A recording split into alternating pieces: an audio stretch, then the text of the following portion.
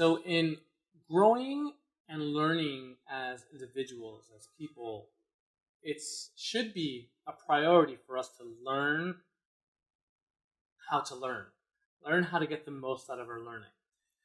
So much of our education tends to be automatic. We go to school, we're just kind of thrown information, and whatever sticks, sticks.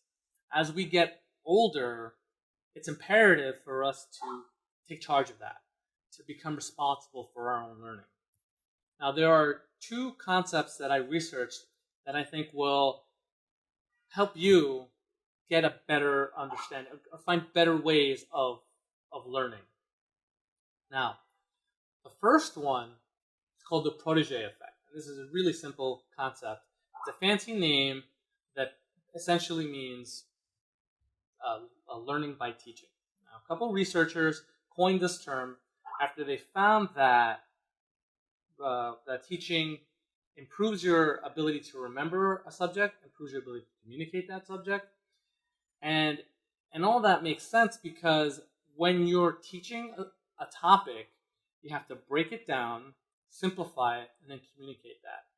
Your feedback is pretty instant when you're a teacher. Whether you can see in that person's eyes whether or not they got it. There's usually an aha moment when you're trying to teach.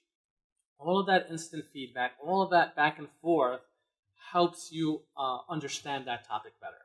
Because if you're able to simplify it, you're able to understand it better. If that makes any sense. Another important aspect of the feedback is the questions, the why. Why is this? Why is that? This is why toddlers ask a lot of questions. They don't know a lot about the world, and they ask why. And a lot of times, the parent may not have the answer. So having your own little kid, student, to replicate that, to ask you why, will help you fill those gaps in your knowledge and help you get that deeper understanding. Now, the second concept is called VARK. Now, this is not so much a concept. This is the learning styles. Okay, VARK is an acronym. It stands for Visual, Auditory, Reading, Writing, and Kinesthetic Learning. It's a model that has kind of been codified and solidified, and helps teachers develop materials for students that kind of maximize its effect in the classroom. Now, it's pretty self-explanatory, but I'll go through each one. Now, visual learners tend to learn through imagery, videos, graphs, flowcharts. They understand the world best through what they see. Auditory learners learn the best through lectures and storytelling and communication. If they can talk or tell a story about what they're learning, then you know they actually understand the concept. Reading and writing, there's a lot of people who really enjoy reading, and they'll understand the world better through textbooks, through the books, through writing notes, taking notes. Kinesthetic learners, which if you don't know, kinesthetic stands for touch, are those who are hands-on learners. They learn through doing, getting in there and doing, making mistakes and adjusting. That is what a kinesthetic learner does. Now, it's important to understand that it's rare that any one of us is just strictly one kind of learner. We're usually a mix of these to varying degrees.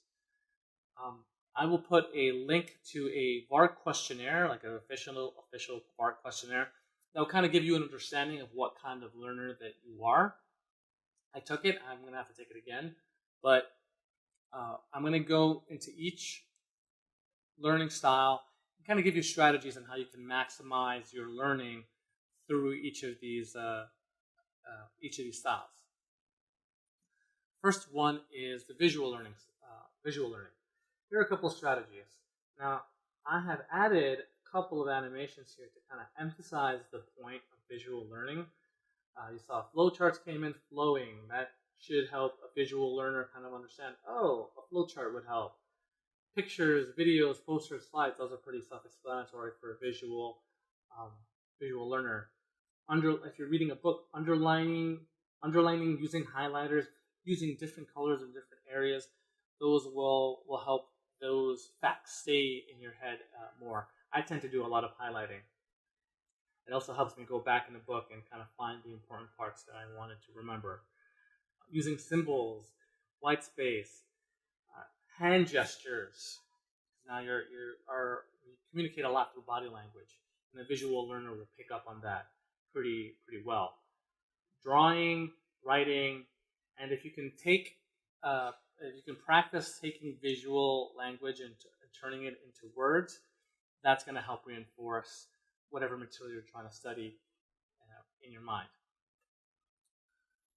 Now, the next one is the auditory learning strategies.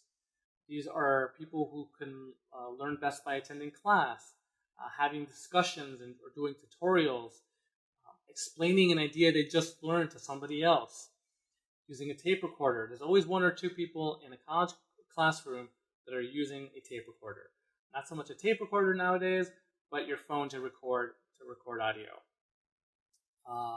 Remembering jokes or telling a story. Storytelling can be a very powerful way for auditory learners to pick something up. It paints a mental picture for them if they can kind of get involved into the topic that they're learning. Great ways of studying for auditory learners is to listen to the voices in their head, or listen to the ideas, and not the voices in their head, the ideas in your head, and write them down. These are people who can benefit from a quiet place. Personally, I need a little bit of noise. If it's too quiet, I can kind of go crazy. Another way for them to learn, let's say you're reading a book, reading it out loud or talking to yourself. I actually do talk to myself a lot. Don't knock it. And explaining what you've learned to another person, which again, it's a lot of discussion. You want to use your voice. Another strategy is for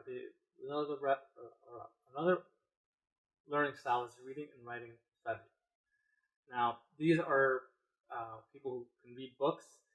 Now, if it's organized well on a page using lists, headings, dictionary, glossaries, definitions, handouts, textbooks, reading and writing, anything that's on paper or you put on paper, that's an effective way for a reading and writing learner to learn. And the better you're able to organize something on the page, the better that person's able to organize that information in their mind and retain it. And lastly, you have the kinesthetic learner, the learner who learns through touch, uses not just touch, but really all their senses. Sight, although they may benefit from some of the visual learning styles, you can kind of get into it when you include your entire body: touch, taste, smell, hearing. When you include all sensory aspects of the body in the process, you're improving your chances of learning. I've learned that if I'm standing and giving a presentation, that's way more effective than sitting and giving a presentation, because I'm able to walk around. My body gets kind of fidgety. This is probably something good for people who tend to fidget a lot. Experimentation through trial and error, through doing and failing, is another way for kinesthetic learners to retain something. It's like, that kid who you can tell the stove is hot, but they don't actually believe it until they touch it themselves, and they're like, "Ooh, it's hot." That's what a kinesthetic learner will most likely benefit from. Using real-world examples, probably a kinesthetic learner won't benefit from abstract concepts. That's something maybe a visual learner can pick up on. A visual learner might be able to pick up on abstract concepts, but a kinesthetic learner may need real-world concepts because they see everything in very literal terms. Using models and samples, collections, anything that they can get their hands on, essentially. That's what it boils down to for a kinesthetic learner. And those are the 4 strategies for each kind of learner. There's more information out on the internet. Now, I wanted to give you some resources to get information on VARK and the Protégé Effect. I'll put these links in the description for this video, but I hope this was able to kind of give you some idea or some starting point for you to kind of look and improve your learning.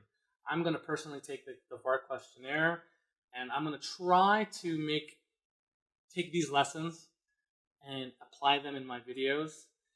I'm already kind of doing the Protégé Effect. Well, I am doing the Protégé Effect. You guys are my protégés. You guys are my students. So it's important for you guys to give me feedback whenever possible. That's how I'm going to learn. That's how I'm going to grow. I'm kind of a kinesthetic learner, so I am learning through doing, and I'm going to fail and try again and keep coming out with videos possibly every week. So if you like this video, give it a like. If you dislike it, give it a dislike. Either way, it teaches me something. And subscribe if you haven't. So I'm Juan Garzon, and this is Get to Know Oneself. Thanks for watching.